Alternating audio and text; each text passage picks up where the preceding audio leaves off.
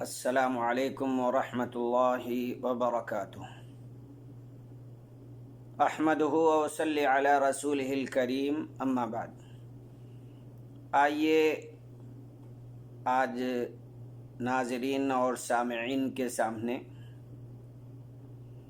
ایک اللہ کے نبی صلی اللہ علیہ وسلم کی رحم دلی اور آپ کی حکمت بھری دعوت کا واقعہ پیش کرتے ہیں۔ ثمامہ بن اسال یمامہ کے سردار تھے اور ان کی آس پاس میں اس وقت دھاک بیٹھی ہوئی تھی۔ نبی اکرم صلی اللہ علیہ وسلم نے جب بادشاہوں اور رؤسا کو خط بھیجا تو ثمامہ بن اسال بھی اس میں شامل تھے۔ خط بھیجا، خط کو انہوں نے بڑی حقارت سے دیکھا اور آپ کے دل میں نبی اکرم صلی اللہ علیہ وسلم کی بغض و نفرت اور نخوت بھر گئی۔ ایک بار انہوں نے ارادہ کیا عمرہ کا،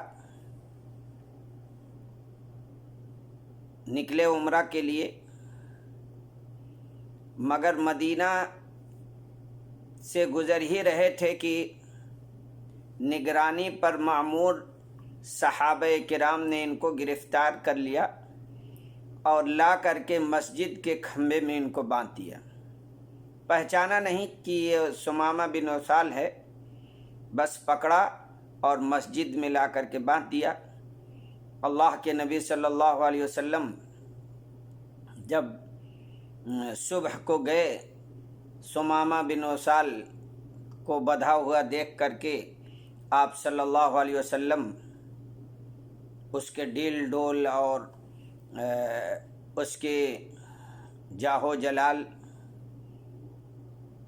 قد کاٹھے کے حساب سے ایک سردار آدمی، اللہ کے نبی صلی اللہ علیہ وسلم نے دیکھا اور کہا: ما ذاک عندک یا ثمامہ، ثمامہ تم کیا سوچ رہے ہو، کیا سمجھ رہے ہو، میں تمہارے ساتھ کیا سلوک کروں گا؟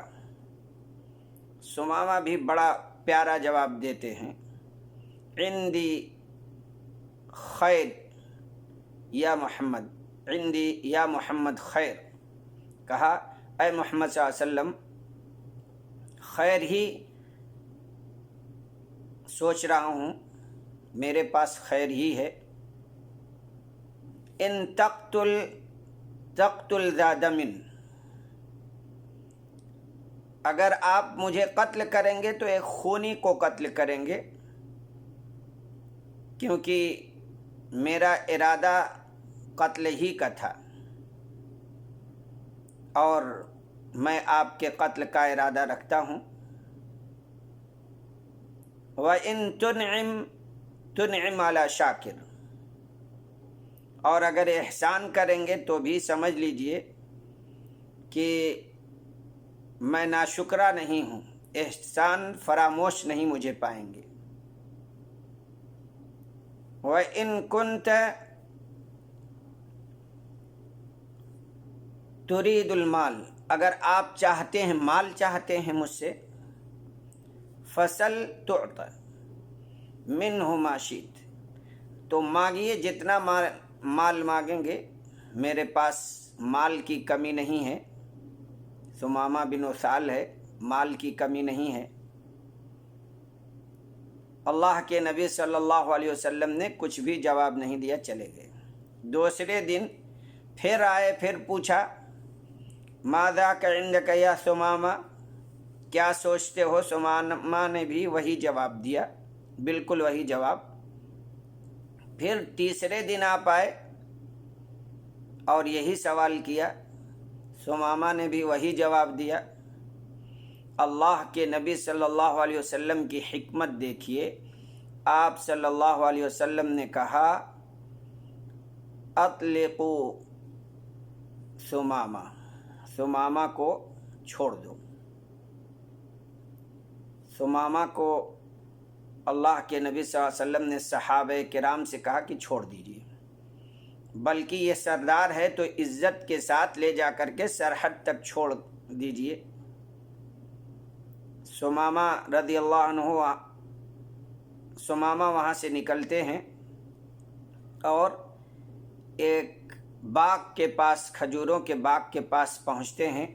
وہاں پانی رہا ہوگا، گڈھا رہا ہوگا بڑا سا، اور پانی تھا، تو نہا کر کے وہاں سے لوٹے اور کہا اشہد ان لا الہ الا اللہ اشہد ان محمد رسول اللہ، مسلمان ہو گئے ثمامہ رضی اللہ عنہ۔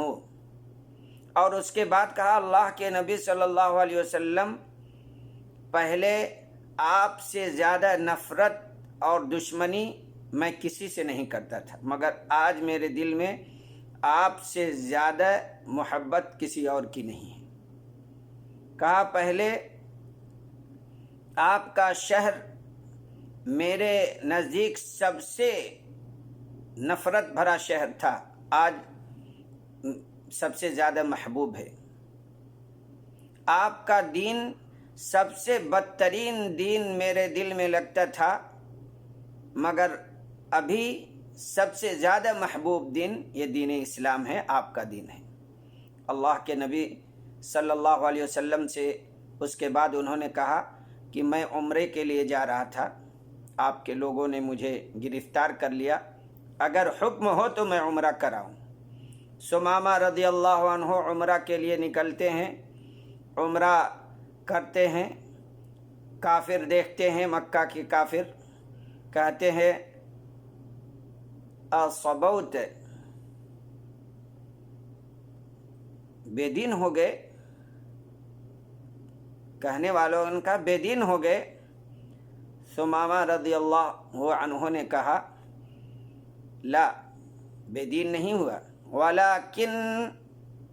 ولكن اسلمت مع رسول اللہ صلی اللہ علیہ وسلم، لیکن میں اللہ کے رسول صلی اللہ علیہ وسلم کے ہاتھ پر اسلام لا چکا ہوں، میں مسلمان ہو چکا ہوں، مسلمان ہوں، بے دین نہیں ہوا، دین والا ہو گیا ہوں، مسلمان ہو گیا ہوں۔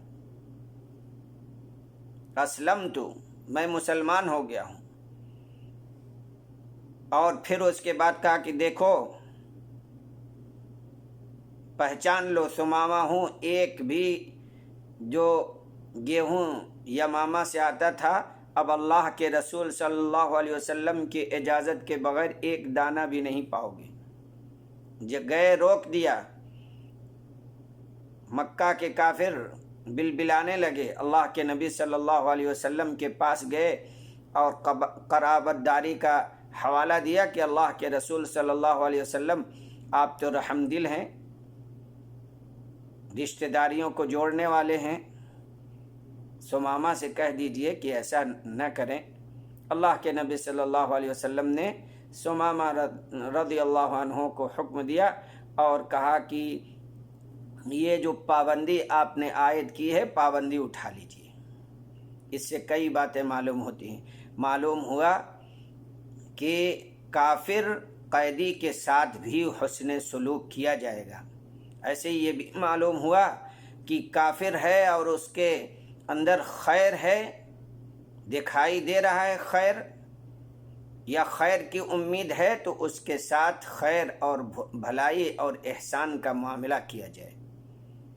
اسی طرح یہ بھی معلوم ہوا کہ خیر کام کے لیے نکلا ہے، اچھے کام کے لیے نکلے ہیں، تو اس کو چاہیے کہ برابر پھر اسلام لانے کے بعد بھی جاری رکھیں۔ تو یہ ثمامہ رضی اللہ عنہ کا مختصر طور پر یہ واقعہ تھا۔ اللہ رب العالمین ہم سب کو اسلام پر قائم و دائم رہنے کی توفیق بخشے۔